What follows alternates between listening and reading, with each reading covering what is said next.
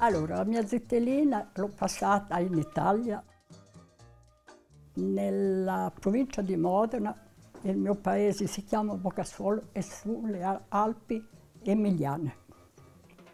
Io ho avuto un'infanzia bellissima con i miei fratelli e le mie sorelle. Io sono la maggiore di 5.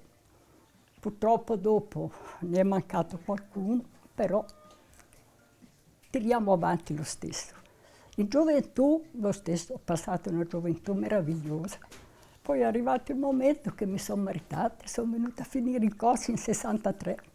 Allora, cara Vanina, ti devo dire che i primi 3 mesi sono stati difficili per me, perché se 2 persone parlano in corso io non capivo niente, bensì che dicono che il corso assomiglia all'italiano. Non è vero. Piano piano ho cominciato a capire quello che voleva dire il corso, quello che voleva dire in francese, e in francese in più mi sono messa a leggere dei libri da per me e sono arrivata a capire tutto. Adesso in francese non è che lo parli bene, però mi posso spiegare quello che voglio e che non voglio.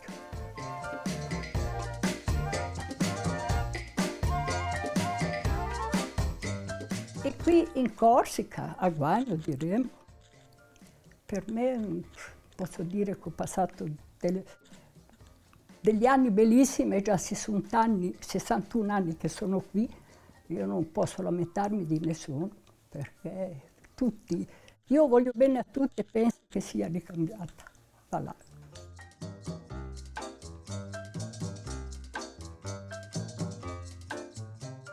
Beh, regretto, come già ho detto, che adesso, come si può dire, tutti crediamo di essere uno più alto che l'altro.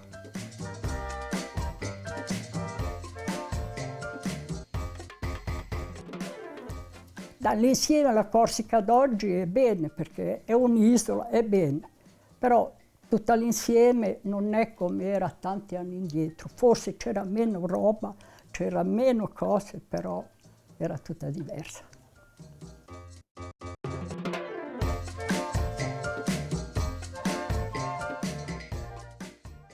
Ottimista, pessimista, per me va bene tutto, perché sono una persona che ormai ho 90 anni, per dire, allora cerco di essere sempre contenta, tanto da una parte, tanto dall'altra. Voilà.